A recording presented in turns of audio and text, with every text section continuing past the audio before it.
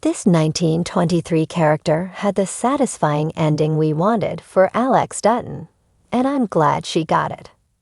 We all wanted better for Alex Dutton, Julia Schlepfer, in 1923 Season 2's finale, but I'm glad that another character lived instead. 1883 and 1923 are prequels to screenwriter Taylor Sheridan's Yellowstone saga, where Yellowstone has more neo-Western tones, reimagining the traditional Western with modern context and drama. Its prequels have more conventional genre elements. In 1923 Season 2's finale, there were two proper gunfights, and Spencer Dutton, Brandon Sklinner, helped his aunt and uncle, Kara, Helen Mirren, and Jacob Dutton, Harrison Ford, win them all. Concurrently with the Dutton family saga, we've witnessed the story of Tina Rainwater, Amina Neves, a girl who begins at the U.S. School for Native Americans in North Dakota in 1923 Season 1. Tina is from the Crow tribe, and she too calls Montana home, though we don't know how Tana connects to the Duttons of Yellowstone, even after 1923 Season 2's ending. Still, since they share a surname, Tiana Rainwater is probably linked to Broken Rock tribal chairman Thomas Rainwater, Gil Birmingham, who began as John Dutton's, Kevin Costner, adversary, but now has stewardship of the Yellowstone Dutton Ranch. After all the horrible things that happened to Tiana Rainwater in 1923, she faces trial for the murders she committed in the series finale. In 1923 Season 1, Tiana killed the nuns who abused and sexually assaulted her, retaliating against behavior that was common in genuine assimilation schools that existed throughout America at the time. After meeting Marshall Mamie Fawcett, Jennifer Carpenter, who offers to testify that Tiana isn't linked to the deaths of Marshall Kent, Jamie McShane, and Father Renaud, Sebastian Roche, Tiana attends her trial to find that her case is dismissed, and she is free to go. Considering all of her misfortunes, we are just as awestruck as she is that Rainwater has a clear pathway to start anew. Still, Tiana's conclusion is far from a traditional, uplifting ending. As she says to Two Spears, Dudgy Hall, after her court appearance, Tiana's freedom cost her everything, including the lives of Pete Plenty Clouds, Jeremy Ghana, and her father runs his horse, Michael Spears. Still, surviving to create something from her perils, Tiana lies, and we can't say the same for Spencer's wife, whose death tops the list of horrible things that happened to Alex Dutton in 1923. Alex Dutton, too, experienced a tragic and unforgettable story. Spencer's partner endures horror after horror in 1923 Season 2, from being beaten at Grand Central Terminal to experiencing sexual assault on the train to Chicago.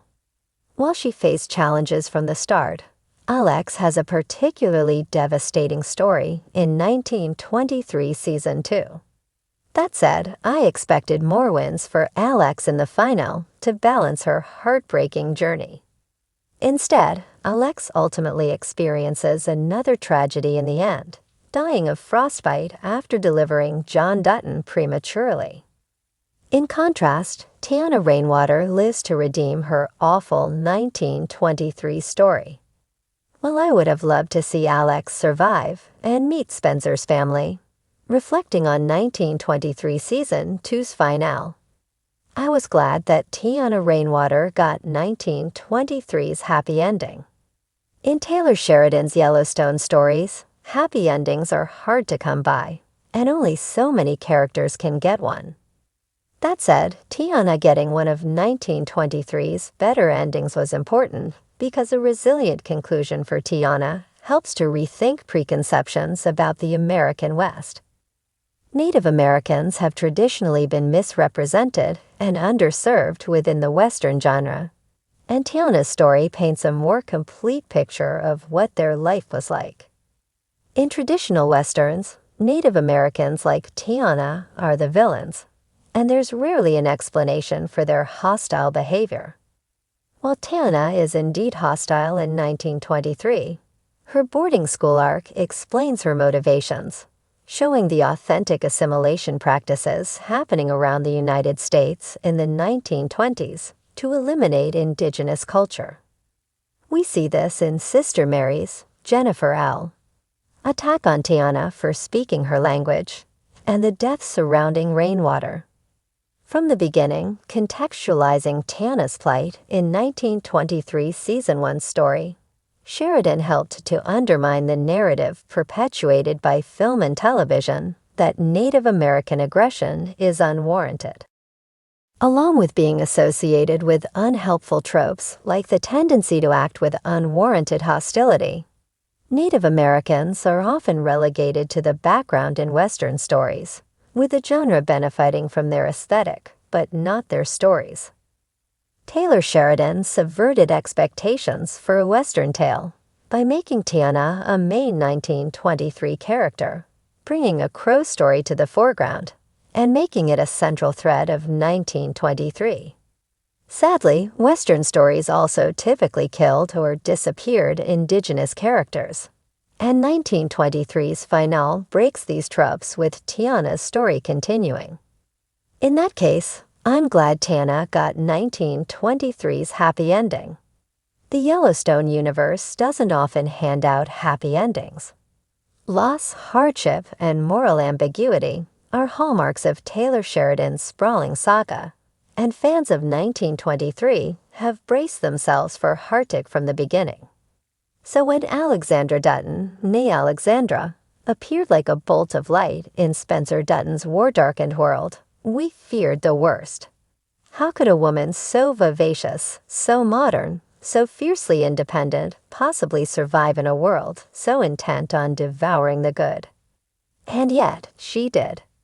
Her fate may have been left hanging in this season finale, but when the dust settles on 1923's first chapter, and we look toward what lies ahead, it's clear that one character did get the kind of ending we'd longed for Alexandra to have, just not in the way we expected.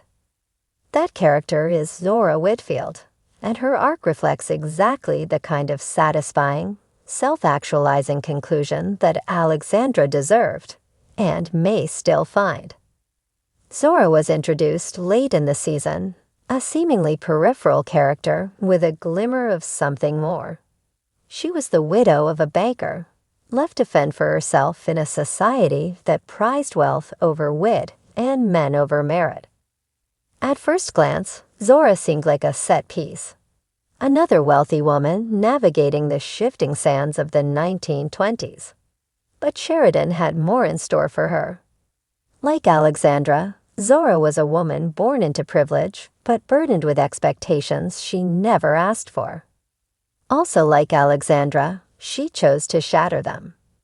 Her decision to invest in the Dutton Ranch after meeting Kara was bold, but it was her reasons that echoed Alexandra's spirit most.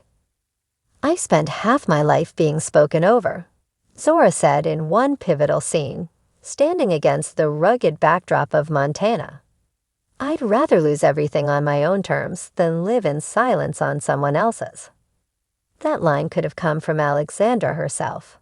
Let's not forget Alexandra's journey, a whirlwind of rebellion, risk, and romance. She gave up a life of luxury in Europe to follow Spencer, a man haunted by demons of war and duty, into the unrelenting wild. Their love story was equal parts epic and intimate, steeped in longing and tested by oceans, lions, and the unforgiving hand of fate. But for all her sacrifices, Alexandra never lost her spark. She was not just Spencer's partner, she was his equal. A woman who could shoot, sail, and stand tall among lions, both literal and metaphorical.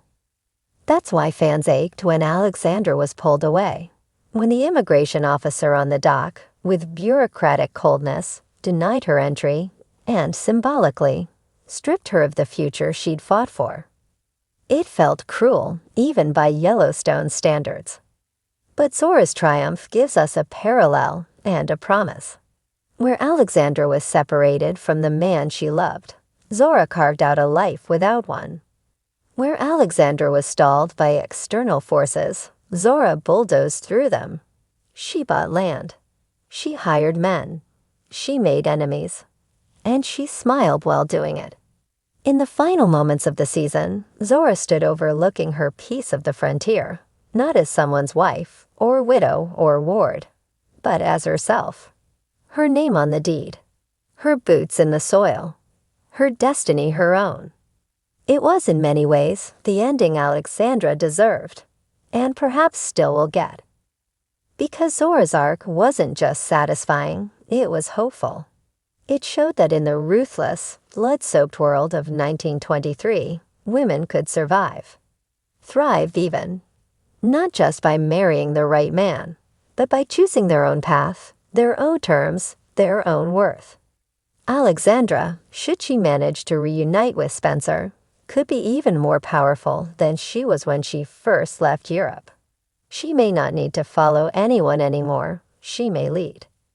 And if she doesn't reunite with Spencer, if fate takes another cruel turn, then let her follow Zora's example.